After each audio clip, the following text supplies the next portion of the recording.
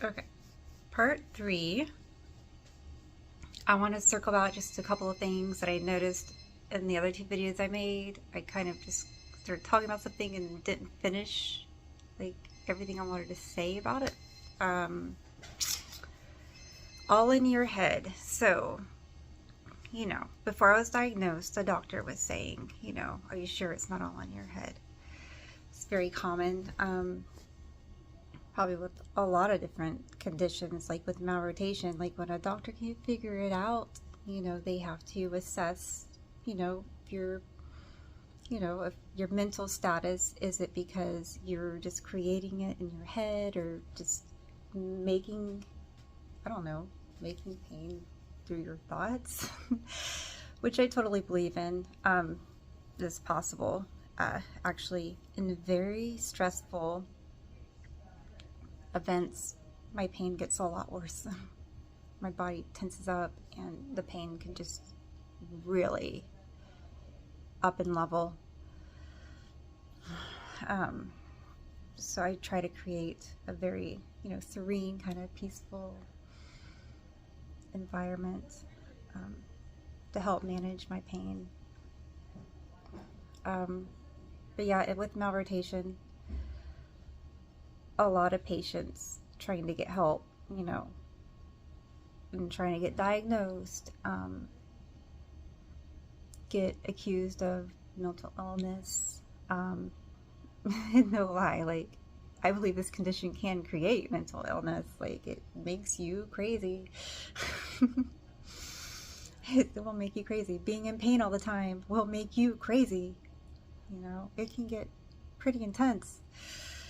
It can be completely disabling where you're just stuck in bed. And for me, it's the kind of pain where, like, to get in the most comfortable position, I have to be like leaning forward. So I'll often be sitting Indian style, leaning over like 2-3 pillows, trying to sleep. Like, kind of like you put your head on the desk in school, like just kind of leaning over in my lap. Oh, it's ridiculous. And I'll often find myself like rocking back and forth just to kind of like, make the pain bearable. Ugh. It's crazy.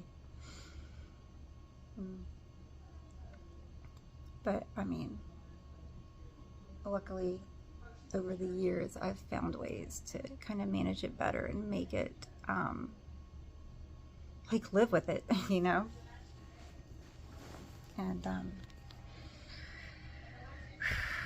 so one of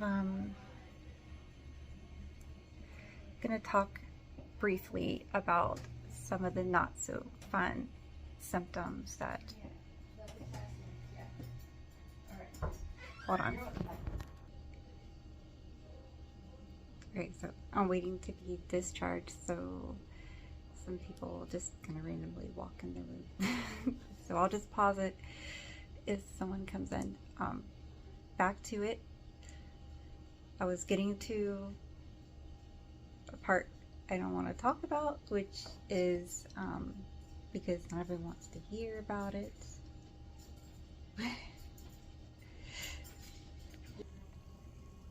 So there's long spans of when nobody comes in my room, and then there's spans where like people are constantly coming in my room. But for the most part, they're pretty good here about not constantly bothering you, and I like that they come in like close together and not like in 30-minute spans where there's always someone in your room. So some symptoms that are not so fun to talk about with malrotation. One of them is vomiting. For me, I don't involuntarily vomit. I want to say that it's a good thing, but I can't really say that because it took me way too long to figure out that that's how I relieve pressure and not be in complete excruciating pain that is unbearable. I mean, it's amazing that my intestines have not burst from fluid buildup from bile. It's in my problem area is right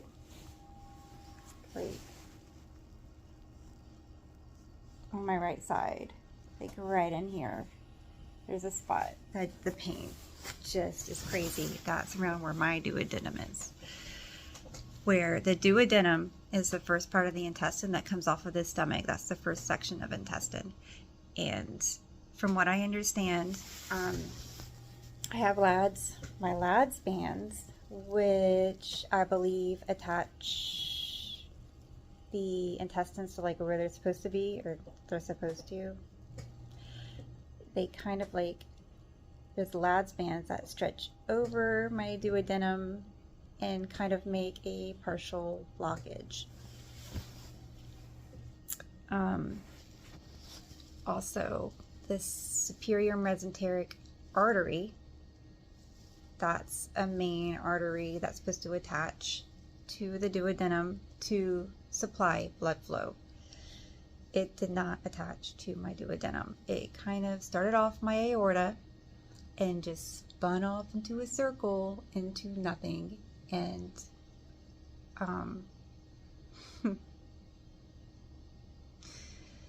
I think when I have my surgery, that's going to be attached. We'll see. I haven't had my consult yet. So, you know, like your gallbladder spills its fluid into the duodenum, and it just builds up. I just don't know. When I eat, especially like processed foods, when I ate meat and dairy, that gave me a hell of a time. I stopped eating meat and dairy in 2010. Oh my gosh, that helps so much. But I still have episodes. You know, sometimes food doesn't go down, and these days it's gotten a lot worse. You know, as you age, you know, stuff like that tends to get worse. So like it'll build up, and sometimes I have to make myself throw up meals, and I didn't figure out how to do that until like after I found out my condition. At some point I figured out to do that, you know, which is crazy. Like, you know, you think of someone making themselves throw up, you think of bulimia, but this is a condition that I actually have to, which is kind of like embarrassing to talk about. But these days it's not usually so much food. Usually it's just a ton of bile that builds up that has to come up. That just doesn't go down. I don't do well with like white flour tortillas at all. There's just certain foods, and sometimes all foods bother me. Like sometimes, like especially if a virus or something's going around, I believe I have a very high immune system because I don't usually get like, you know, actually very sick like a lot of people do with like colds and stuff. I don't get like tons of mucus buildup or any of that. Like usually I just get really tired, and then like 24 hours I'm better. But what it does do is wreak havoc on my malrotation and just makes that part of my body really weak, because that's the more susceptible part of my body. And that's my main problem. There are times, like there have been times that I was in excruciating pain for a month straight, just like stuck in bed. I remember when my first two children were going to elementary school. I'm trying not to be so specific, like with like locations and things. You know, I had to go pick them up, and I was like literally like, this is my body, and then like the top of my body was like this, and I was walking like this. It was so embarrassing, and people probably thought I was crazy, and I had to like walk completely hunched over, like I was holding the tears back from my pain. I had to walk into the school and get my children. Whew.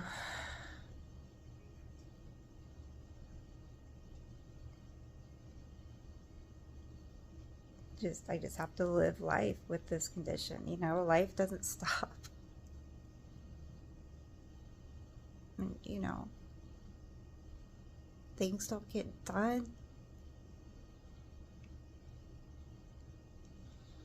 I can't keep up with like normal everyday life. There's times that aren't so bad, and there's times that are bad, and it just, you know, it just fluctuates. Sometimes it's like in the middle.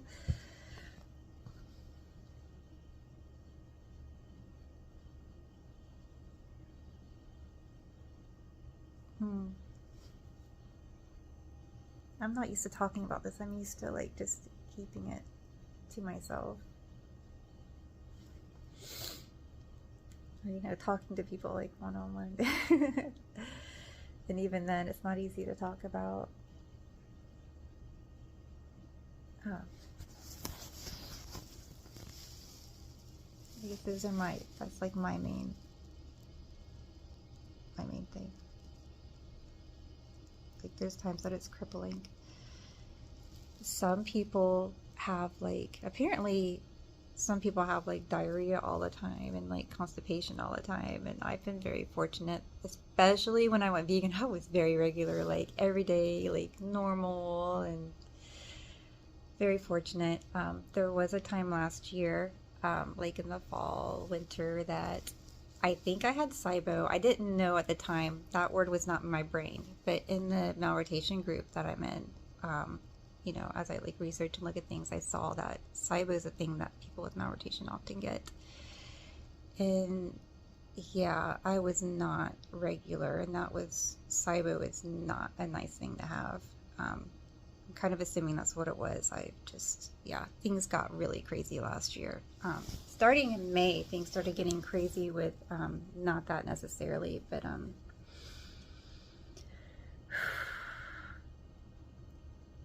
I started having like other kinds of symptoms that were pretty nuts. So I had episodes where I would stand up and I would get lightheaded.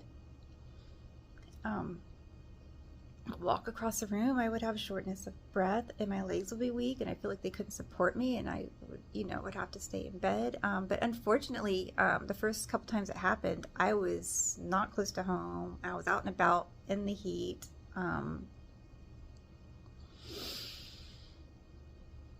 it was very strange to experience those symptoms, you know.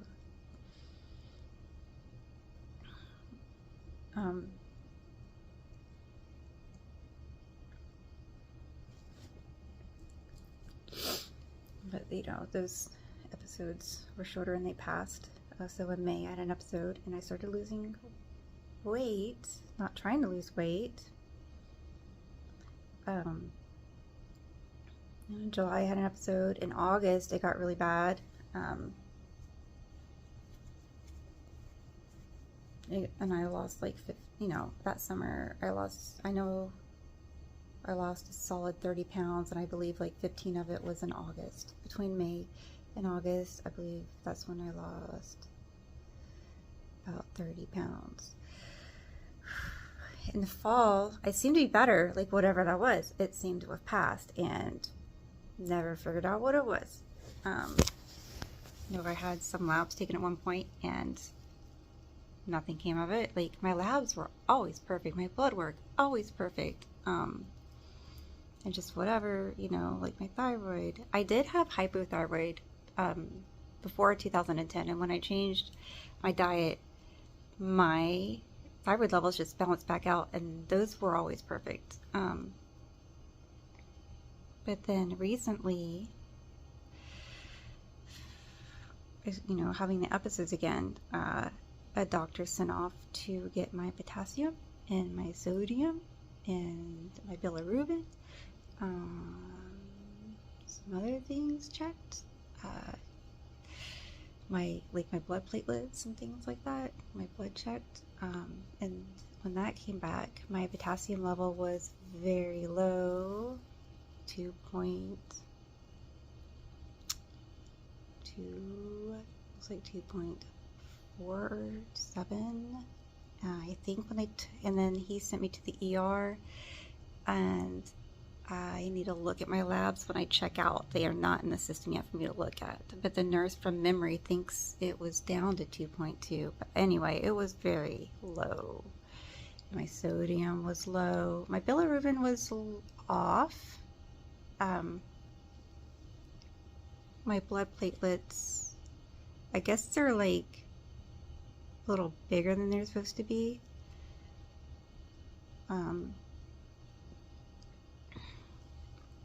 Anyway, so potassium being very low is very dangerous. You can go into cardiac arrest, and apparently that's why I've been getting lightheaded and having those symptoms.